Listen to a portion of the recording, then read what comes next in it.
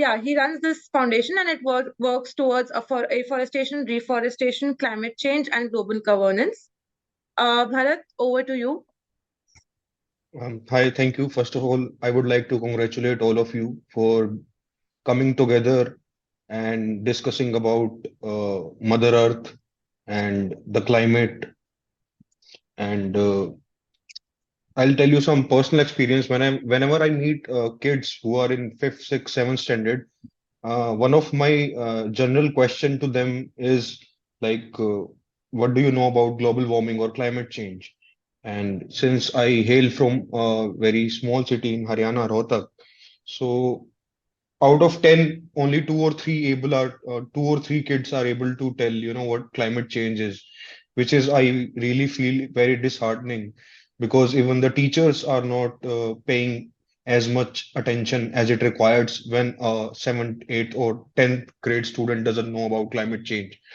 Climate change being the most pressing issue of our times, other than the wars that are going on, any kind of whether it's civil wars or the wars among different states. So earlier I thought I would recite two poems, but I would stick to just one. So basically, this poem I just wrote yesterday. This poem is about. I believe there are 5,000 most powerful people who are actually running the world. So these poems are sort of dedicated to these people, these top 5,000 people. And if they want, they can, mend and change everything that is going wrong with the world in probably 2 to 3 years.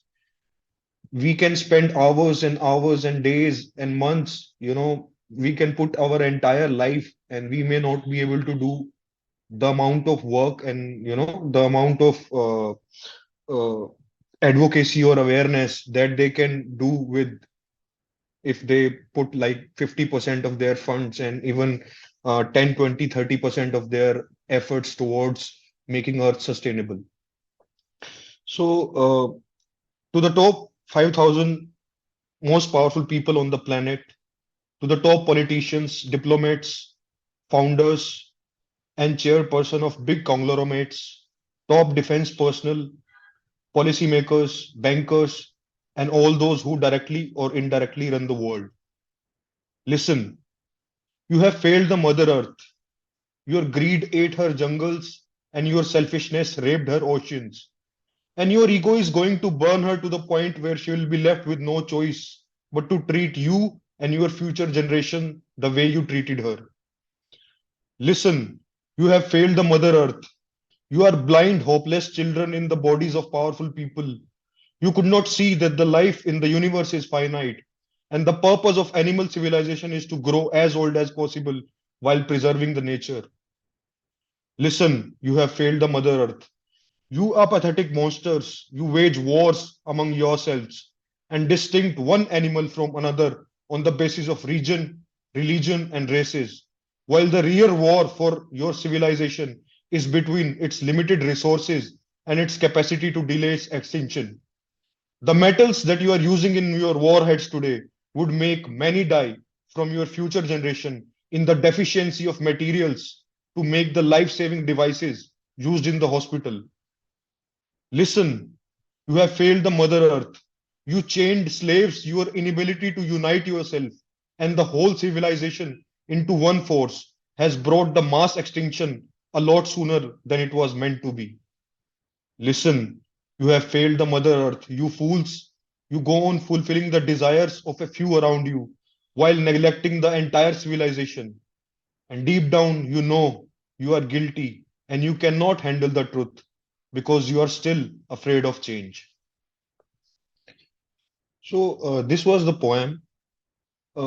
If you see the pattern, like, everybody who is a scientist tells you it's been 30, 40, 50 years since we have been celebrating Earth Day from 1970. So we all know this climate change has been going on. The first time it was discovered that, the emissions, CO2 emissions are going to lead to increase in the temperatures, surface and ocean temperatures was 1930s and 1940s.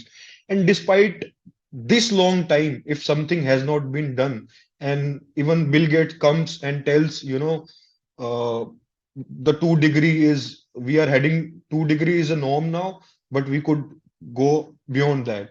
So it breaks your heart. Anything beyond 1.5 degree is catastrophe. And uh, I have left any hope. I was very optimistic about the world, and now seeing how things are unfolding, uh, I feel very dejected one day or another whenever I think about the environment, how even the how see, it's not just about human life, it's about animal lives too. We have failed the many animal species who even we might not have discovered yet, and they will get extinct because what these powerful people has done to humanity. You, we might think, we are responsible, but we are not. We will do, and we can do whatever is in our hands.